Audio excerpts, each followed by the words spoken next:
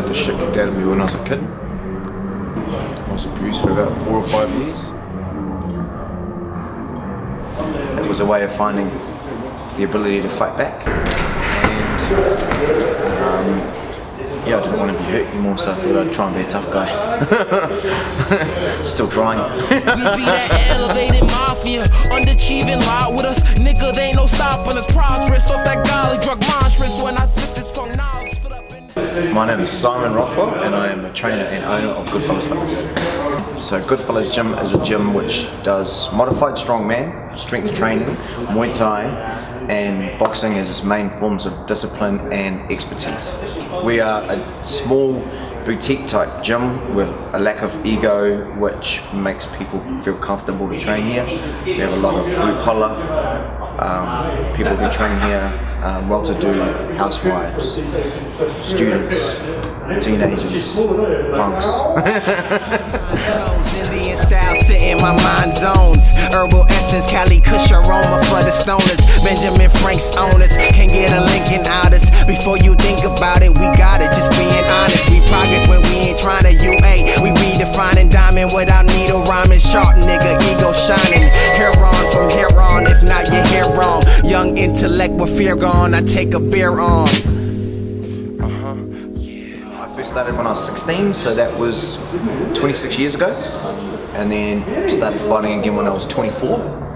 And finished university studies and started my own gym the next year, and the rest is history, and that was 2001. So I've been doing this for 15 years. It is dangerous, it's a dangerous sport. Rugby's a dangerous sport, but we try and minimise it with training and making sure that when you match them properly. You train them hard, you get them as best prepared as you can. Injuries and deaths still do happen, but for a mainstream person, it's very safe, and there's no potential for hurting yourself there.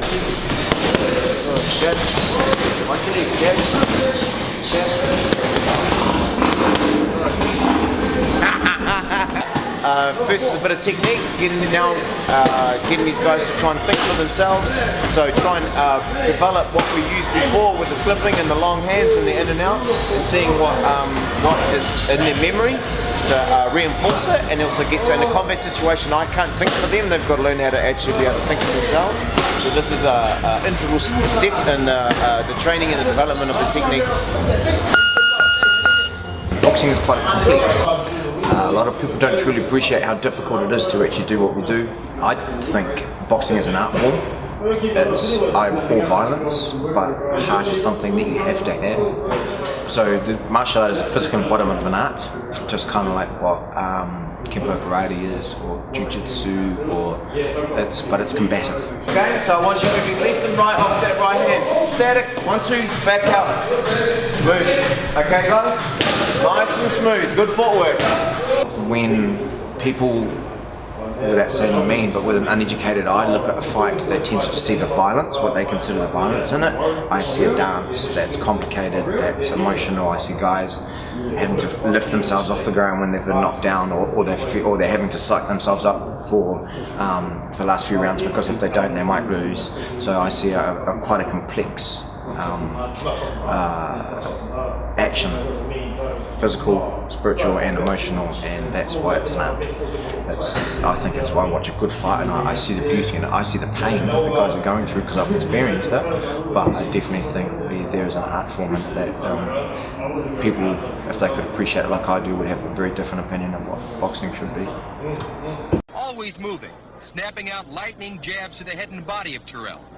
Here in round 7, the pattern of the fight continues, with Ali, the master showman, revealing his entire repertoire of boxing mastery. Terrell never stops trying. Boxing is definitely one of the most mentally challenging sports I think you can enter, and I'll take my hat off to anybody that gets in the ring. But it can change lives, so it gets people off the street and turns them into millionaires. Let's watch the finishing blow. Crushing right hand. Wow, with a left hook, then a right hand right in the temple bone, and he's in trouble here. He reels backwards. We've got a brand new heavyweight champion of the world, Mike Tyson. It's improved my life and my sense of well-being and my relationship with myself more than I can equivocate. But at the same time, it has also been sometimes a bitch, pain in my ass. I'm riddled with injuries, but I still love what I do, and I consider myself very lucky. So it's a relationship that still is giving to me, and I'm learning, and it's something that I'm very proud of. One of the things that martial arts has done is keeps me clean. You know, I've had issues with drugs in the past and alcohol, and my love for martial arts exceeds my love for self-harm. So I would certainly think I would not be in a good place I am in my life if it wasn't for what I do. Yeah, pretty much. It's my opiate. I find I am better with my anxiety because I still have mental health issues. I'm on some medication, very light medication, but I find when I'm training more, I'm more focused, happier, more balanced, I suppose you could say, emotionally. And so most of my relationship with boxing now is not physical. It's a lot of it is based on what it gives me emotionally and spiritually. I've been doing stuff lately. I still learn from it. My nose was broken 30 seconds into the first round, and you can physically hear my testicles hit the floor. So I'm just like, oh my fucking god!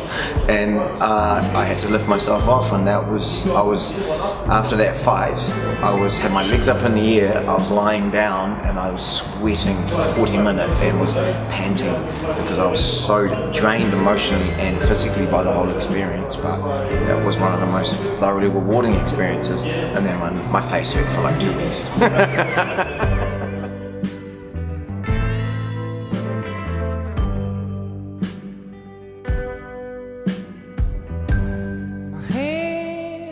God, I didn't mean to. After all, what we've been through, men come in different shades.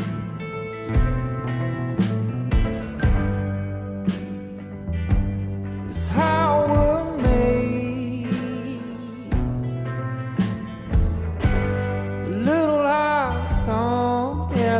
Drive was the way I felt most alive. It's a way of life. He's unequivocally. I